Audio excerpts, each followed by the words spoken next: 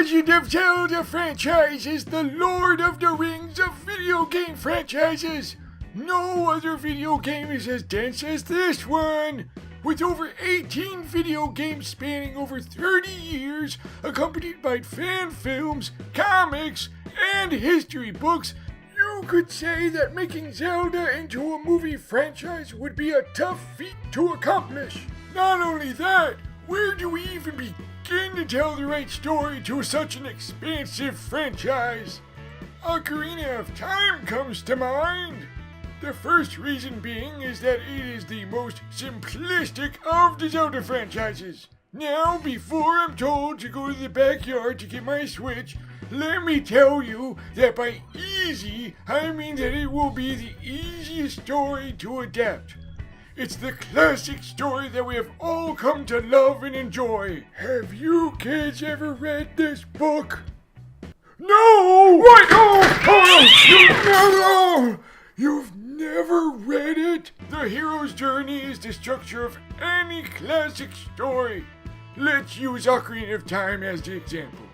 We have the protagonist, who is an outcast in his own world with very few friends. His life sucks because he lives under the stairs. Grow some balls! Until someone comes along to tell him that he is so much more and is destined to save the world. This is called the Call to Adventure. For Link, it would be when the Great Deku Tree tells him that he is the only one of the Kokiri who can save the world from Ganondorf.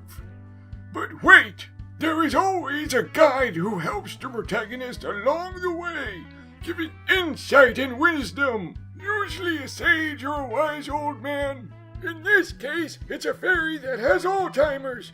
Dang nabbit, why don't you leave me alone? I pressed the A button and took my pills. Wait, who are you? With this newfound information and guide, the protagonist is faced with many obstacles to achieve their goal. The challenges and temptations. These challenges will make our hero grow as a real person, leading us to connect with them, while gaining new allies and friends along the way who will help. Eventually, the protagonist makes a change within their personality that leads them to overcome the great evil plaguing their lives. But Grandpa, wouldn't it be a more impressive story if Hollywood made their own version of a film? Don't question your elders, Billy! I fought in both World War II and the Nazi zombie armada, so I know a thing or two about Zelda. By Hollywood adapting this franchise into a movie, it would be pretty difficult for them to fuck it up.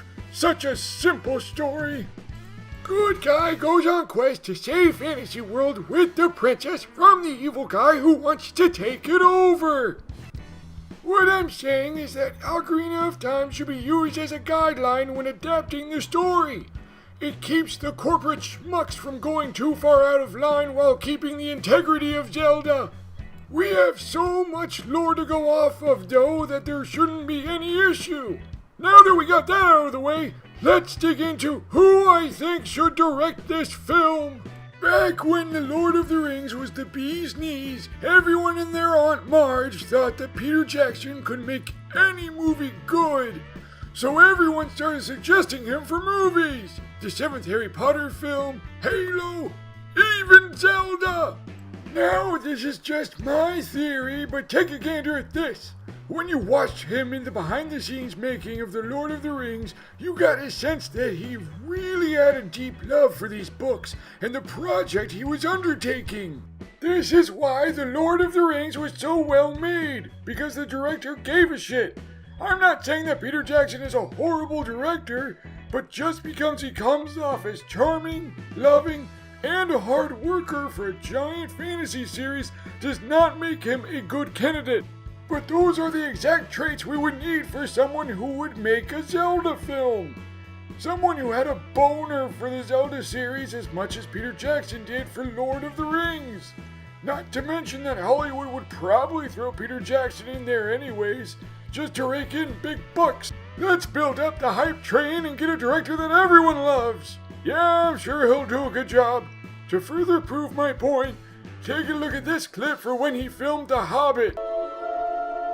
I spent so much of The Hobbit feeling like I was not on top of it. The fact that I hadn't much prep and I was making it up as I went along, and even from a script point of view, Philip and Fran and I hadn't really got the entire scripts written all the way through to our satisfaction, so that was a very high pressure situation.